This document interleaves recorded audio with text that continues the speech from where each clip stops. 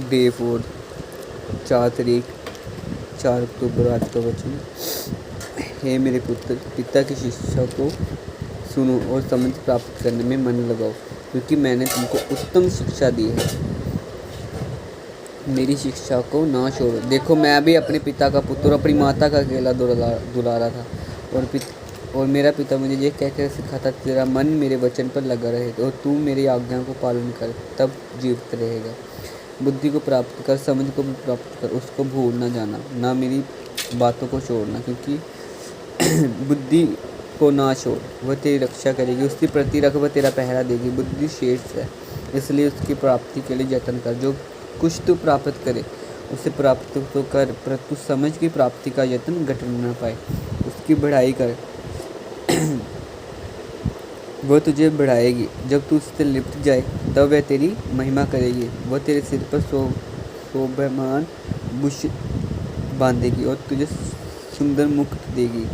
हे मेरे पुत्र, मेरी बातें सुनकर ग्रहण कर, तब तू बहुत वर्ष तक जीवित रहेगा। मैंने तुझको बुद्धि का मार्ग बताया और स्थाई के पथ पर चलाया। चलने में तुझे कोई रोक टोक ना होगी। चाहे तू दौड़े तो भी ठोकर ना खाएगा। शिक्षा को पकड़े रहे, उसे छोड़ ना दे। उसकी रक्षा कर, क्योंकि वह तेरा जीवन है। दुष्ट की राह में पाँव ना रखना, ना बुरे लोगों के मार्ग पर चलना।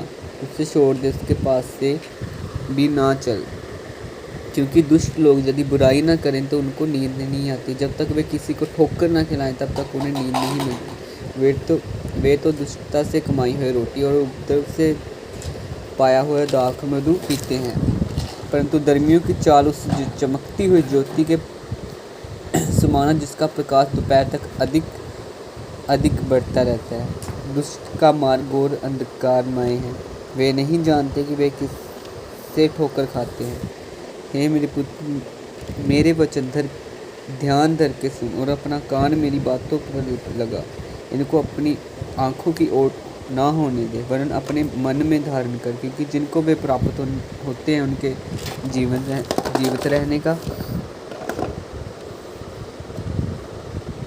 कारण होते हैं। सबसे अधिक अपने मन की रक्षा कर, क्योंकि जीवन का मूल स्रोत वही है। टेढ़ी बात अपने मुंह से मत बोल, और चालबाजी की बात कहना तुझसे दूर रहे। तेरी आंखें सामने की ओर लगी रहे, तेरे पलकें आगे की ओर खुली रहें। अपने पाँव रखने के लिए अपने मार्ग को समर्थ कर, तेरे सब मार्ग ठीक रहें। ना तो दाहिनी ओर मुड़ना और ना बाईं ओर, और अपने पाँव को बुराई के मार्ग पर चलने से हटा ले। आमीन।